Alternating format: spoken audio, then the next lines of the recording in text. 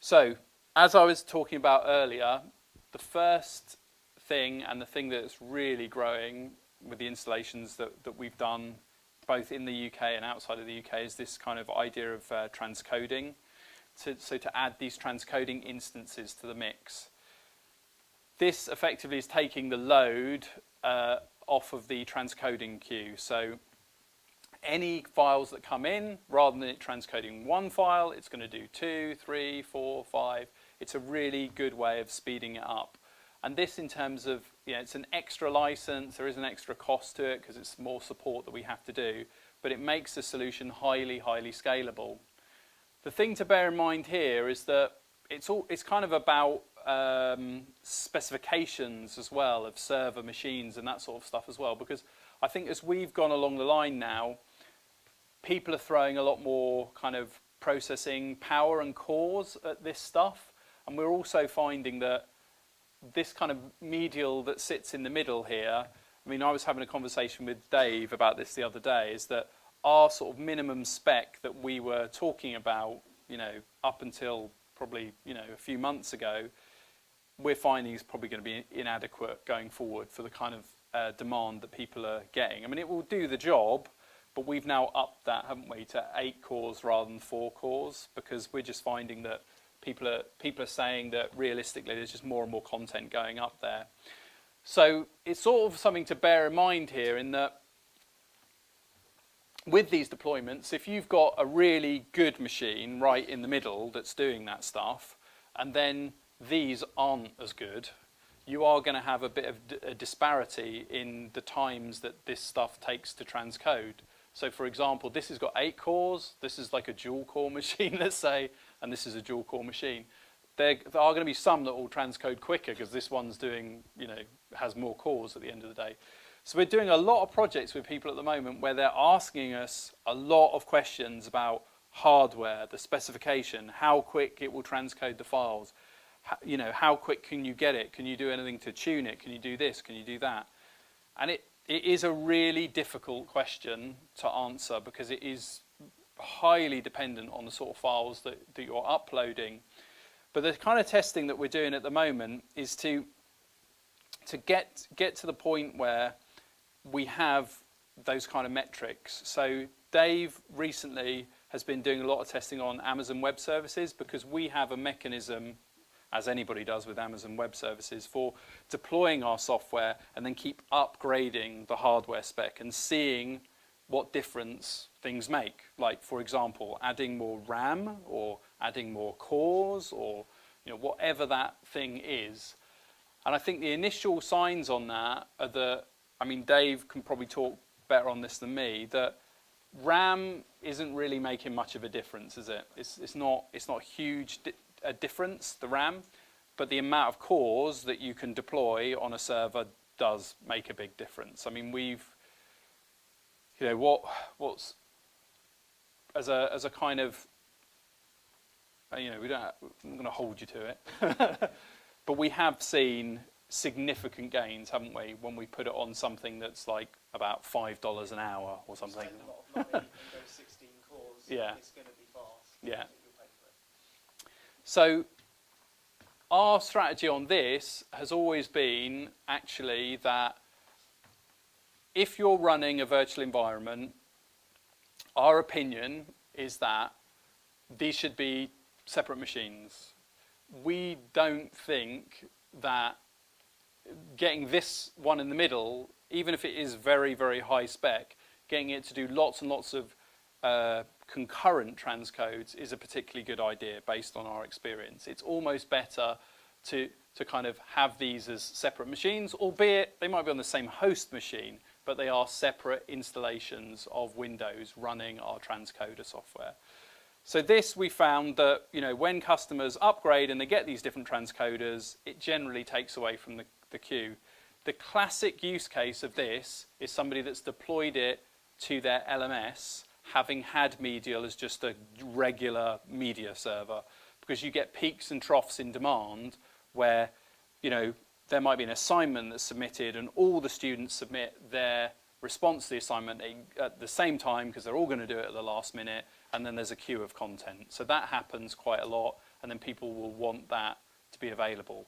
You can, we did discuss this when I was virtually up in Scotland, but these guys were actually up there, that we did also discuss a mechanism by which you could potentially have these as virtual servers, and you could deploy the transcoders kind of as and when you needed them. So you could boot up this virtual machine that's got the transcoder on it at peak times, and then you could power them down when you didn't need them, because you'd done some testing to suggest that that would work if you wanted to do that. So you could kind of scale as you go, really. And this sort of stuff, you know, if you want lots of them, we're going to do you a very good price. You know, just ask us, really, because it's totally within our interest for this to work well. This is essentially just a different license key, and all these transcoders call back to MEDIAL to kind of say how many transcodes is MEDIAL allowed to do, and the license key just verifies the fact that, yeah, there's 4 of them out there, it's allowed to do that. And then, you know, graphically, what would you see different? Well, you'd just see lots of clips transcoding in the queue as you go, whereas you would see one transcoding if you just had a single MEDIAL instance. From a sort of Visio network diagram point of view, this is the way it looks. Not that different from the way most people have it set up, apart from the bit on the left-hand side where you've got these transcoders doing the transcoding, and then you've got it hooked up to, you know, your database and your SAN, etc. It's generally the way most people run it. Yeah, just as a show of hands, on this bit in the middle with MEDIAL hooked up to a cluster and to a SAN, how many people use a SQL cluster rather than a local database for MEDIAL? So kind of. We don't run a cluster, we've got a dedicated Oh, but database. another server Yeah, running another SQL. server. Okay, right, got you.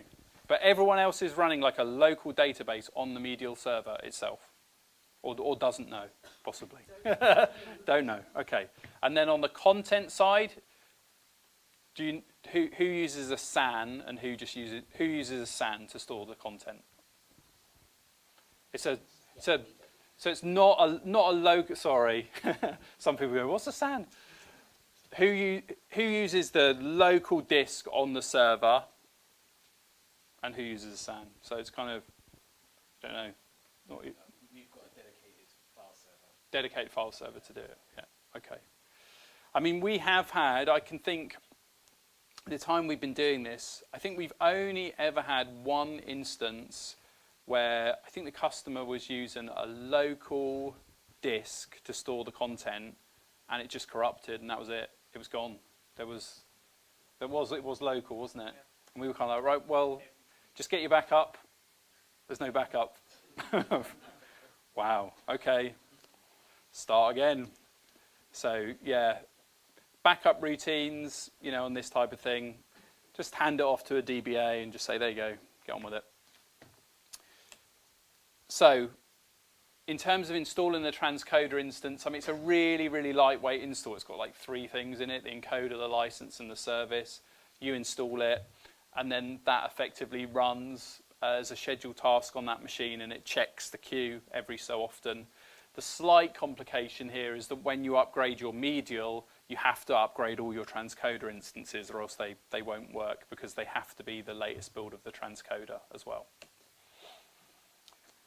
You can completely customize this as well. So I showed this slide earlier, but this is the fact that the ones that have this underscore TI after them are the transcoding instance ones.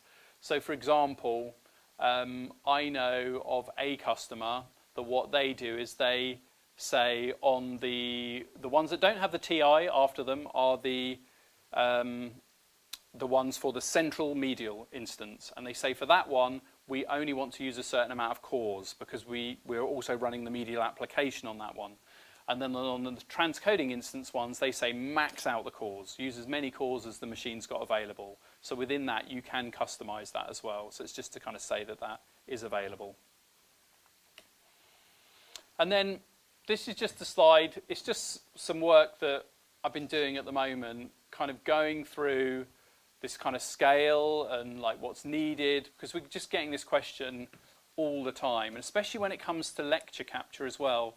seems to be a lot of these larger projects where they're kind of looking to put in a sort of a lower cost, easier, cheaper lecture capture solution, something of the ilk of the TechSmith relay or the medial lecture when it comes out, those sort of solutions, but they're looking to kind of roll it out in a big way so that everyone can capture this stuff and they can just do it from their iPad or their PC or whatever. In doing that, you'll then need somewhere to push it to, and Medial is the obvious candidate. So we're sort of trying to come up with these metrics to say, as a rough rule of thumb, how much content is being pushed as opposed to sort of the simultaneous transcodes that you'd need. I mean, realistically, if you were doing 85 hours of content a day, you could do it all from a single medial instance. But we're trying to come up with this way of kind of saying, well, at these points, the queue sort of becomes, unmanageable, or at these points, the queue becomes annoying, or whatever way you want to put it. So this is the kind of metric that we're working to at the moment. And this sort of assumes, a kind of base spec machine. This will come down as well as one of the things to bear in mind here is that, like with something like the TechSmith relay solution, we're going to put customization into the transcoder so that, for example, if you wanted to drop the low profile, for example, so let's say we've got regular file being uploaded to Medial and you're saying, actually, just want the HD and the high, don't even want the low anymore, get rid of that. We're going to provide that customization in V5 so that you can drop a lot of these things that you didn't want. With the relay system, for example, one of the things that you can do is push a file from that, and it's pushing it at HD. So one of the things that we've done in V5 is we've built it so that we're not even going to touch the file that relay produces. We're just going to pass it through and put it in the library so it goes straight in. So there's not going to be any transcoding to do on our side. So we're going to make it much more customizable what you do with different types of content. So if it's screen capture content, you can decide, I just want it at HD. I'm not bothered about high and low because the quality is not good enough to bother producing it in those renditions. Or if you say VOD content, you can say, actually, do I even need a 256 kilobits per second low quality file anymore? No, I'm going to get rid of it. Or maybe you might just say, I just want it in HD. That's it. So we're making these things much more customizable, which we hope would bring down this, this desire to have more simultaneous transcodes. So it's a balancing act, really. There's this thing of saying, well, if you want all these possibilities, this is kind of how you're going to have to scale it.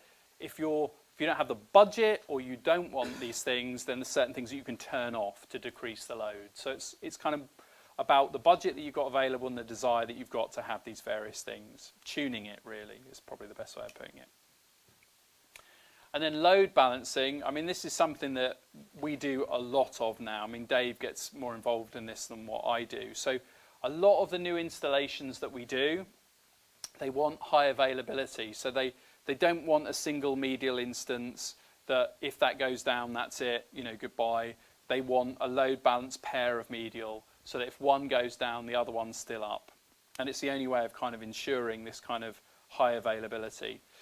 The additional benefit of having load balancing is it doubles the transcoding throughput as well, because you get 2 transcoders with each medial instance. And I've even seen people where they've said, actually, I want 2 medial systems as a load balanced pair so that the medial site and the player and the media player is always up, and I want to separate the transcoders off onto additional servers as well to increase the throughput. We've done a bit of that, haven't we, where we didn't even know that it was possible actually until a customer suggested, well, yeah, could I have 2 medials? I've got 2 transcoders with that. I'll separate those off, put those on additional hardware. It'll go quicker, and I'll have just the medials on those servers. So you can totally do that if you want to. You could separate the transcoder off from an existing medial installation. The benefit of doing that, I would say, is less. But, that's one thing that can be done. Although Dave will probably curse me for saying that. Because everyone will just say, can I do that now?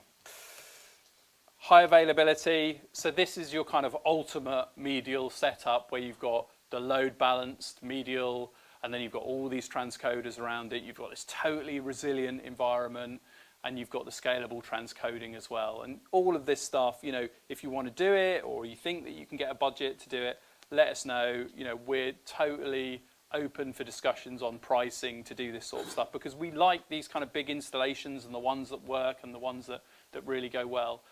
You know, we've got a customer out in the States that's got this huge installation that's got all of these things, and we've got a customer out in China that's just deployed something pretty big for this as well, haven't they? So this goes really, really well. It's a really nice way of doing it. And how does that look like from a sort of network diagram point of view? So you've got your clients coming in. You would have to talk to IT about a network load balancer, because we don't really do that bit of it. We just provide 2 servers. The network load balancer just translates the single request for that IP address or that name of the media server, and it translates it to a request to one of those servers based on a rule. You know, a load balance rule could be, you know, which one's got the least CPU usage. You know, the base level load balancing rule is, well, which server's up, which server isn't. So you could do it in any number of different ways. But this is something that we get involved with IT departments to do. And the load balancing technology, to be honest, isn't something we get involved with, but most of them work. I mean, you know, it sort of depends on what they're using. When we test it, we just do it with a regular Microsoft network load balancer. And then caching, I went through caching earlier, talking about this MEDIAL cache facility that we've got. And configuring that, I mean, this is the granularity of it really, but it's a slightly different configuration to how it streams back. You have to put a slightly different URL in there